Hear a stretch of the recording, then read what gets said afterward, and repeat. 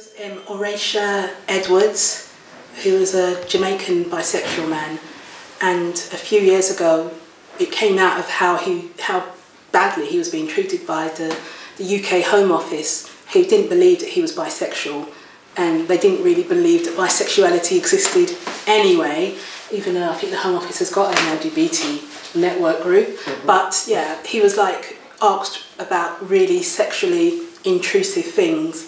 I don't think it was him, I think there was someone else in a similar position who was asked to, who had to provide sex tapes to prove that they were bisexual, and it's like, it's just absolutely disgusting behaviour. Yes, and recently in the US, another black person, I don't really know too much details, but was deported. He was trying to escape violence because of his sexuality, and so he went to the US where his sexuality isn't believed and then sent back to receive even more violence because of his sexuality, because now it was even more of a kind of a public thing. So it's, I know that a lot of LGBT people are treated pretty badly by the Home Office, not believed or told to hide various bits, but bisexual people in particular have come under a lot of problems. For me, bisexuality is how the Bisexual Index does it very simply, and it's attracted to more than one gender. That's it. Doesn't matter who I've been with, who I am with. I'm attracted to more than one gender. I'm not just saying that there are two genders out there or three genders, or there could be X amount, but it's attracted to more than one gender, and that is it. Some of the immigration people will understand perhaps trans or perhaps gay, but it's still in the guidelines of, well, what makes someone believable? Have they had kids with the previous relationship? Maybe they're straight, really. Yeah, that's something that also affects a lot of black lesbians or lesbians of colour as well. To be a lesbian of colour and to have children is, you know, no big deal, except when it's something where they actually want to stay in a country or get help and support, where it's not believed. It's very much coming from a white gaze or white experience of white lesbians don't have children and they won't go anywhere near men. And there's also the assumption that your sexuality, you woke up on your 18th birthday and it's like, oh, okay, I am bisexual, I am a lesbian, I am straight, when it's not the case like that for many people.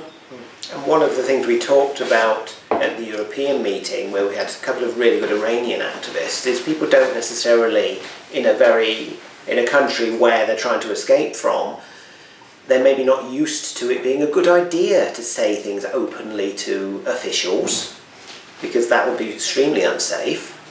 They maybe don't have the concept of what the word bisexual is in English. Maybe they haven't run across that in their English lessons. Maybe that's not a concept they're used to using, or maybe there's lots of other ways of describing gender and sexuality around the world that don't use the same sort of phrasing. Mm. So try to then explain that in your one very fast interview at high stress and not be allowed to change your story, so to speak. There's another thing that I've heard often comes up as regards to bisexuality is where the Home Office will ask a lesbian or gay person, what gay clubs do you go to? Oh, I go to the O-Bar, I go to Heaven, I go to GAY, whatever, I'm out of touch.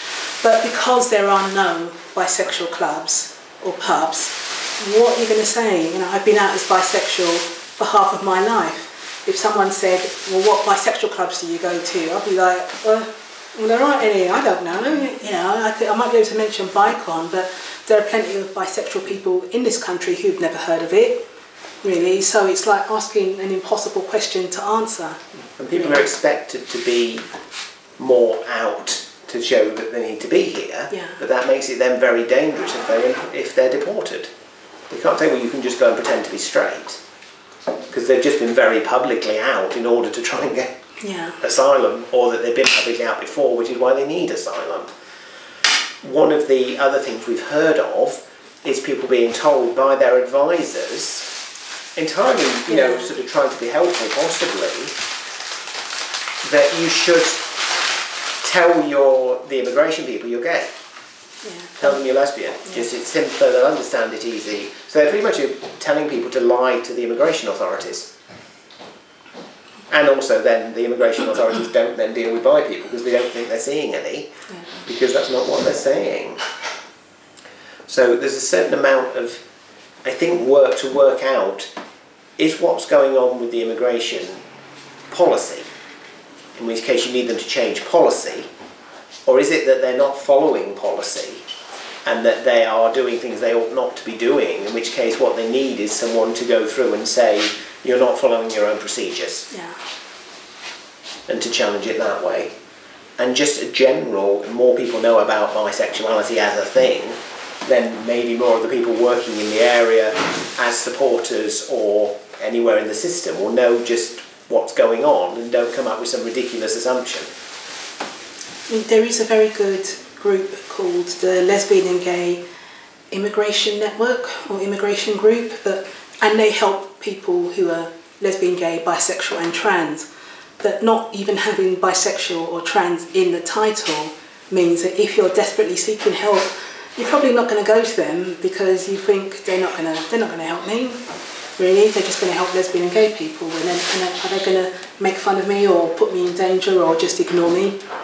You know, because bisexual people, you know, we are pretty used to being erased and ignored by people who say that they're LGBT. So when we do not, when we only see things that says lesbian and gay, it's like, you know what, I'm not even going to bother. I'm not going to go through that kind of stress, because even when they say LGBT, they ignore us. When they say L&G, they're definitely going to ignore us. But saying that, I have heard that the Lesbian and Gay Immigration Group does help everybody. So that is one small thing. So if you were to advise the Home Office, what would you tell them? How should they treat people who are looking for refuge, who are either bi or trans? To believe them, that people, they do not make up stuff like this. And if they do make things up, you know, it's going to be pretty evident. But when people tell you what their sexual orientation or gender identity is, believe them. Really, that it's LGBT for a reason. That B and T actually counts as something. It's, yeah. And understanding that sexuality is complex. It's about who you're attracted to, it's about who you're in relationship with, it might be about who you have sex with. They're not all the same thing. You can be single and be lesbian. You can be in a relationship and be bi. There's all sorts of ways. So you can't just say, oh, this person's had kids, or oh, they're in a relationship with whatever gender, I will just assume they are straight or gay. Because you can't tell someone's sexuality without talking to them. And when you do talk to them, listen. But first of all, I'd be slapping yes. The Home Office. Oh, meeting at the Home Office, great. Now. And yeah, they hold so much power, and they've just been behaving shamelessly for people to have to come out with sex tapes to prove stuff. That is traumatizing to the extreme. And even without the sex tapes, just the invasive sexual questions and the advice that I've heard people given, like, you know, that you can hide a chunk of your life. You know, there is no way to separate out the bits of myself.